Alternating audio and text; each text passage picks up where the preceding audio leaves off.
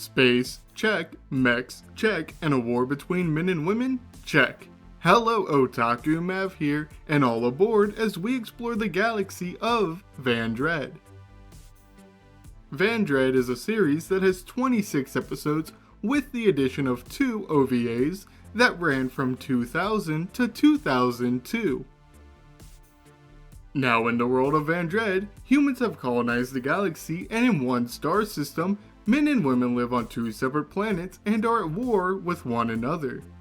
Enter our male protagonist, Hibiki Tokai, a third-class citizen from the planet Tarak, who along with Bard and Duello get captured by a band of female pirates from the planet Majer and held captive aboard the ship, the Nirvana. Soon they encounter a dangerous enemy known as the Harvesters, and when push comes to shove, the men and women aboard the Nirvana must put their differences aside if they have any hope of survival. Vandread features a cast of characters where no potential is wasted. With each member having a role, everyone fulfills their duties on an episode-to-episode basis. Sure, this series has its fill of background characters, but it helps make the ship feel lively and not a barren desert, because face it, the Nirvana is a giant ship with multiple rooms, and removing 90% of the crew while only leaving a handful of main characters to inhabit it wouldn't be believable. Before we dive in further, let's go over the crew and their jobs. First up on the main deck, we have the captain, Magno Vivan, followed by the second in command, BC, and the pilot, Bart. The ship's maintenance is led by Parfait, along with help from the crew's doctor, Duello. Next up are the mech fighters being Hibiki, Maya, Jura, and Dita, with Gasconnu serving as support, supplying ammunition and such to the fighters. The 3 females, Dita, Jura, and Maya, also act as love interests for our main protagonist. Taking a look at the comedy of Vandread, the humor isn't anything special, but it works well as it plays off the concept of the series. These men and women don't know anything about each other, and now being forced to work and live together creates opportunities for humor that doesn't feel forced. For example, in one episode, Jura finds a book that talks about how men and women reproduce, and she ends up with this goal to try and seduce Hibiki into having a child with her, even though she doesn't have the slightest clue how. Another example is that each one makes food differently. The people of Tarak eat capsules full of vitamins, while the people from Majer cook and eat normal food. This results in comedy of the characters trying something new. The Vandread anime has its share of problems, like either due to the lighting or colors used, characters at times will appear flat and or washed out.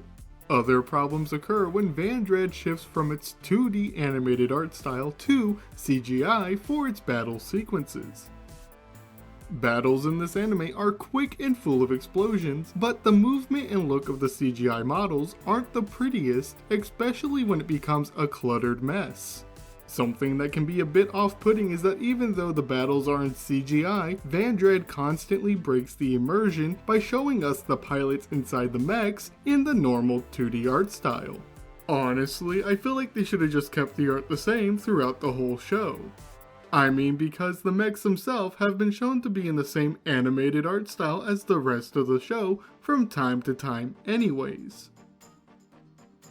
Going into the second season of Vandread, titled Vandread Second Stage, everything that was a problem aesthetic-wise gets polished, from the colors and lighting to even the CGI models. Season 2 brings in the addition of a new character who goes by the name Misty Cornwell. Misty is a survivor of an attack by the series antagonist, the Harvesters. Misty's used as a more aggressive love interest and rival for Hibiki's heart. Having this addition is nice as it adds incentive for Dita and the others to try that much harder to win Hibiki over. See, given the fact that Misty comes from Pluto where men and women live together, means she isn't afraid to kiss Hibiki or try tactics that Dita and the others might not think of or are too scared to do.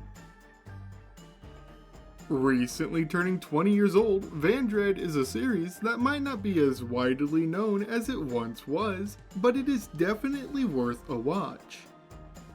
This series took lots of risks in the year 2000, from the plot and using CGI models for its fight scenes to representing LGBTQ by including same-sex couples.